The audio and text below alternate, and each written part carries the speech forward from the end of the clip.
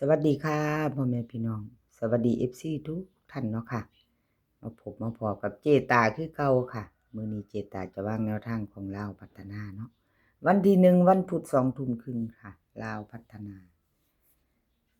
เลขล็อกจิกค่ะประวัติของเลขล็อกจิกวันที่29ที่ผ่านมาลาวพัฒนา3ตัวออก774ค่ะล่าง27ของเพิ่นเข้าไป2ตัวมา1ตัวค่ะของเลขล็อกจิก2ตัวมา1ตัวเนาะ2ตัวมา1ตัว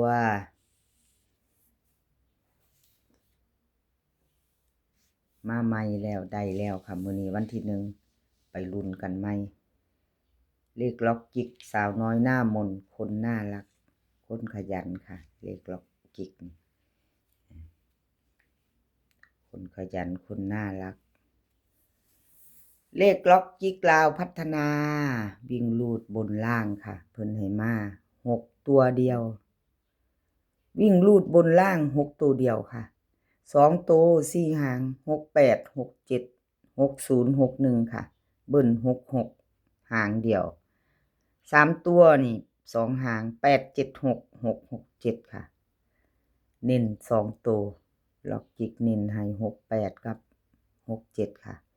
3ตัวเน้นทอกัน8 7 6 6 6 7เนาะแคปหน้าจอค่ะใครจะไปต่อกับเลขล็อกจิกกับขอบคุญขอบคุณเลขล็อกจิกหลายๆเด้อค่ะที่ให้แนวทางมาวางทางช่องเจตาเนาะกับขอบพระคุณเป็นอย่างสูงค่ะเลขทุกตัวเอามาวางเพื่อเป็นแนวทางโปรดใช้วิจารณญาณในการรับชมเป็นอย่างสูงเนาะค่ะเป็นเพียงแนวทางเซียนจิระวันที่29ที่ผ่านมาค่ะของเพิ่นก็หลุดไ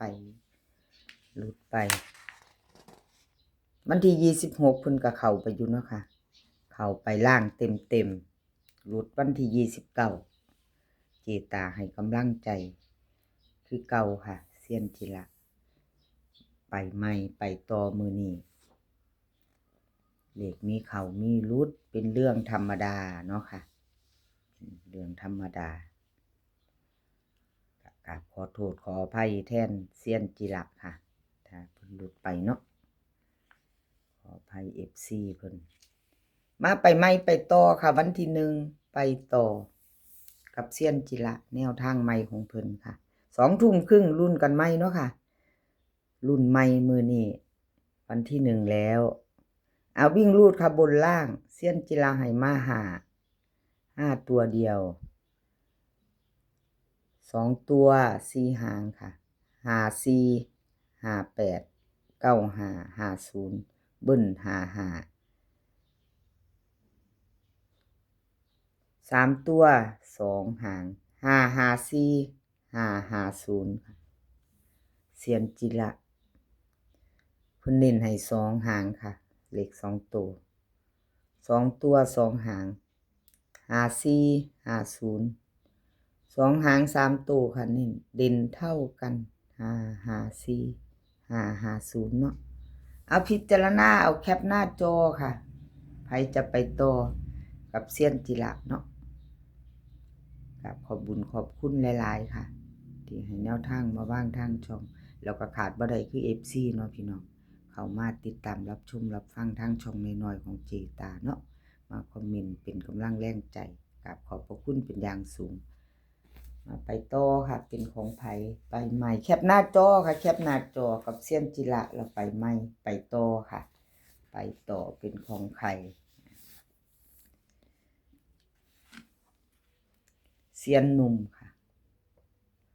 ของเซียนหนุ่มเพิ่นก็เข้าตัววิ่งตัวลูดเนาะค่ะวันที่29ที่ผ่านมาเซียนหนุ่ม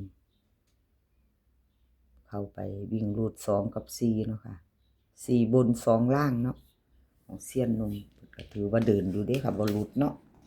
ยังเข้าอยู่26เพิ่นก็เข้าไปเต็มๆค่ะ96เนาะเป็นกำลังแรงใจให้เซียนหนุ่มคือเก่ากราบขอบคุญขอบคุณเซียนหนุ่มหลายๆค่ะที่ให้แนวทางมาวางทางช่องของเจตากราบขอบพระคุณเป็นอย่างสูงเนาะค่ะมาไปต่อไปใหม่กับเซียนหนุ่ม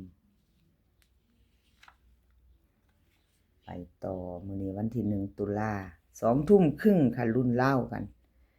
ไปไม่กับเซียนหนุ่มค่ะ FC เซียนหนุ่มเป็นจังใดจับตามอง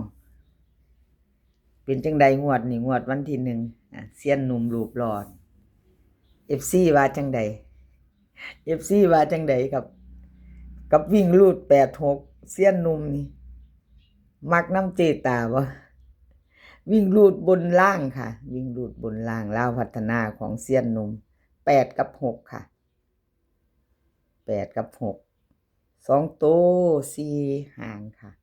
89 80 69 60ค่ะเบิ่นของเพิ่นก็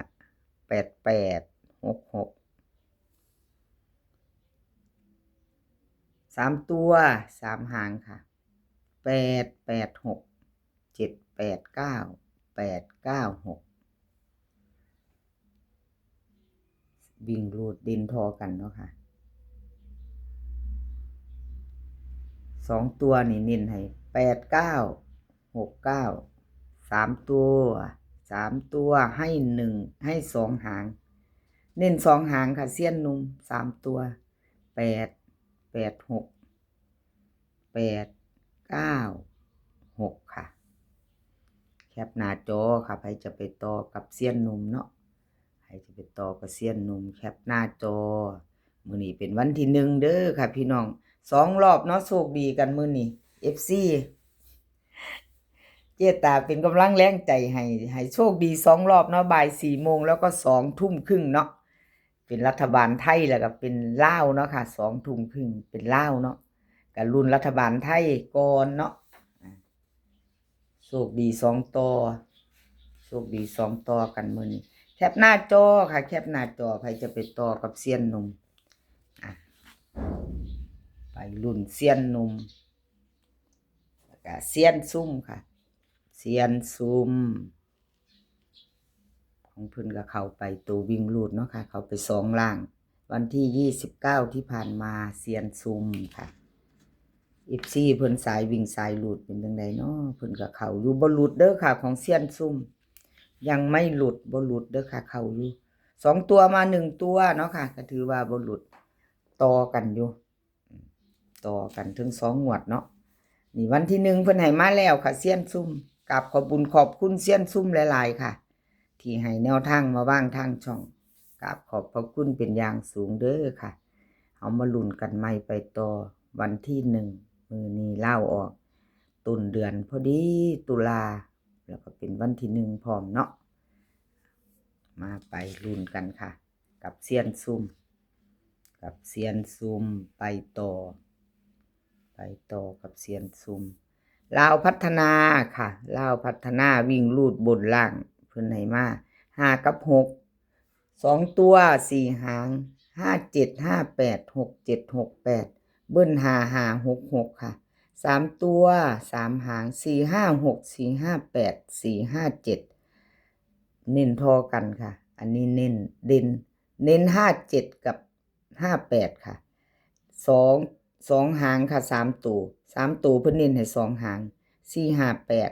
4 5 7เซียนซุ่มค่ะแคปหน้าจอใครจะไปต่อกับเซียนซุ่มแคปหน้าจอเนาะค่ะเลขทุกตัวก็เป็นเพียงแนวทางเด้อค่ะพี่น้องเป็นเพียงแนวทางมีเข้ามีหลุดเนาะค่ะหลุดไปก็กราบขอโทษขออภัยถ้าเข้าไปมีผู้ใดผู้โชคดีก็ดีใจนำเนาะค่ะดีใจด้วยแคป1ได้2เจตามีเวลาอยู่น้อยหนึ่งให้แคปเอา2คน2เซียนเนาะค่ะ2ท่านแคปใส่กันเซียนซุ่มกับเซียนจิระค่ะมีรุ่น5ตัวเดียวแล้วก็มี56เนาะค่ะเซียนซุ่มเซียนจิระเบิ่งใส่กันค่ะพี่น้องเบิ่งใส่กันแคปหน้าจอเบิ่งใส่กันจักหน่อยแน่ใส่กันไว้แล้วก็แคปหน้าจอได้รุ่น2คนได้รุ่น2เซียนเนาะค่ะคลิปนี้ก็ขอให้พี่น้องโชคดีค่ะโชคดี2ต่อมื้อนี้โชคดีบ่าย4 โมงแล้วก็2 ทุ่มครึ่งเนาะขอให้โชคดีขอให้มีความสุขขอให้สุขภาพร่างกายแข็งแรงกันทุกคนค่ะสุขภาพมากก่อนเนาะพี่น้องให้แข็งแรงกันทุกคน เดินทางไปไสก็ขอให้ปลอดภัยค่ะ เดินทางไปขอให้มีโชคกลับมาขอให้มีชัยคลิปหน้าพ่อกันไหมค่ะคลิปนี้ก็สวัสดีค่ะ